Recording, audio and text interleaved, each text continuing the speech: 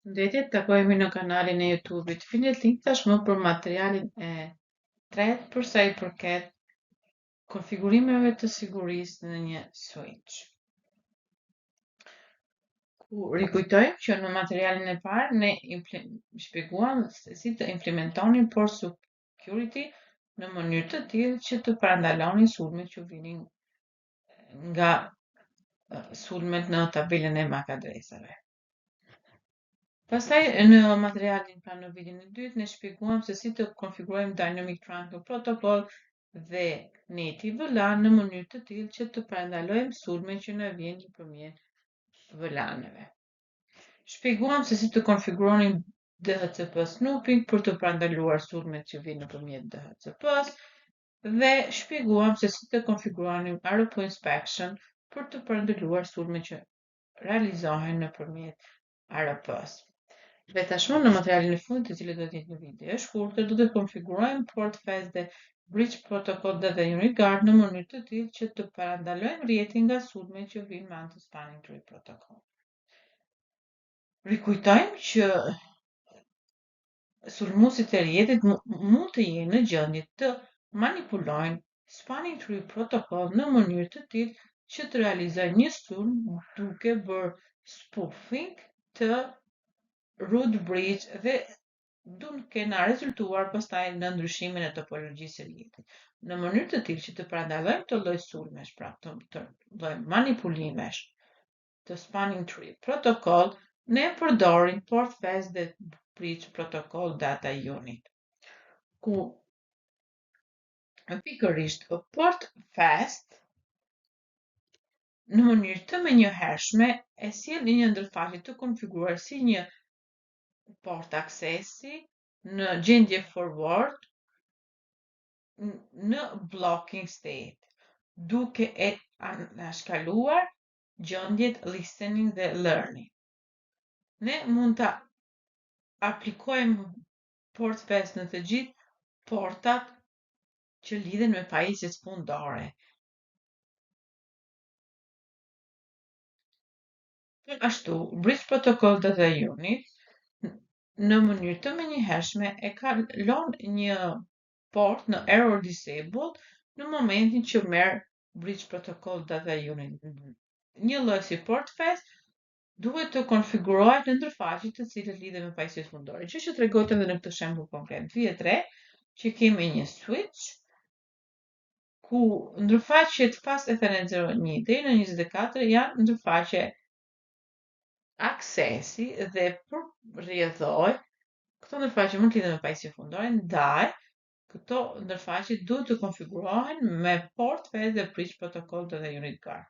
Ku Portfast i bën bypass gjendjeve të Spanning Tree Protocol si listening dhe learning në mënyrë të tillë që të minimizoj kohën e që një port aksesi duhet të pres për të konvergjuar i gjithë Spanning Tree Protocol. Dhe në qoftë se Portfast është bërë enable në një port e cila lidhet me një switch tjetër, atëherë mund të jemi në gjendje të krijojmë një Spanning Tree loop. Ndaj, Portfast mund të konfigurohet në portat e aksesit dhe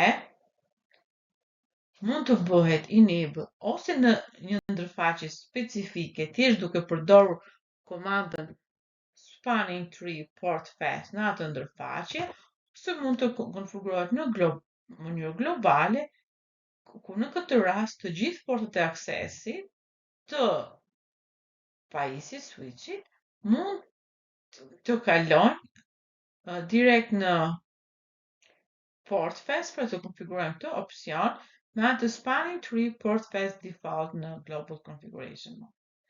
Dhe si në çdo konfigurim, ne duhet bëjmë verifikimet e duhura.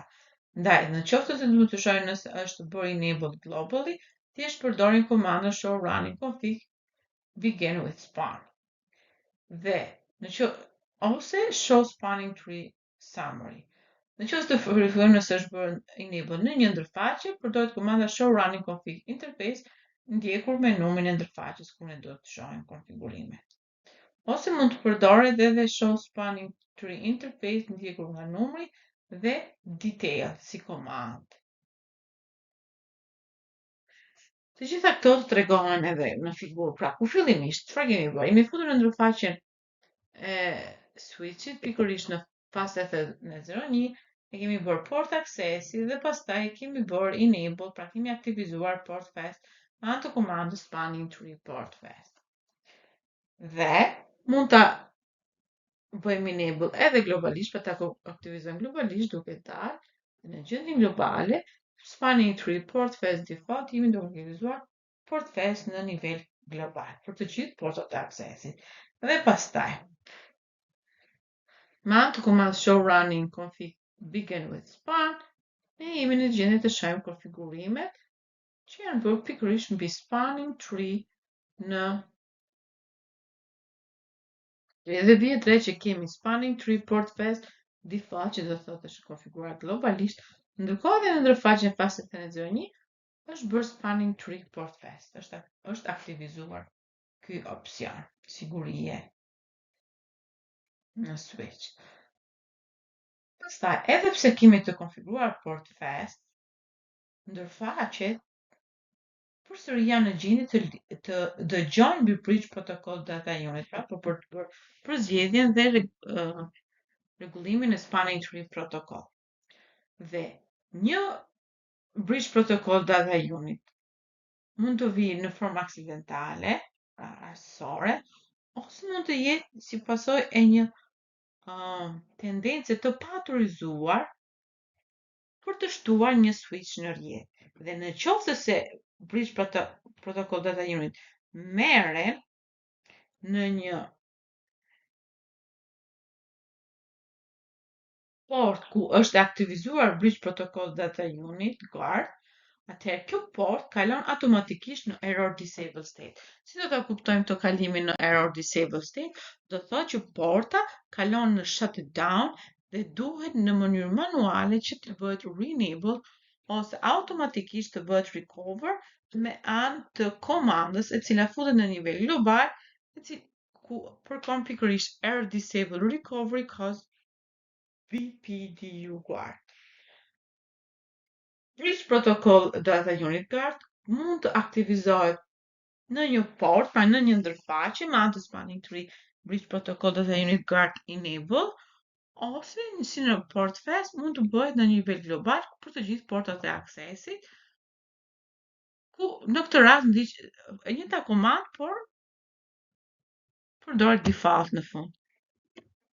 Gjë që tregohen në këtë slide, pra konfigurimet, interface, jemi futur në ndërfaqe me anë të spanning tree BPDU guard, pra BPDU guard enable, ne aktivizojmë pikërisht këtë opsion sigurie në switch, ndërsa me anë të spanning tree port fast BPDU guard default ne aktivizojmë atë në nivel global.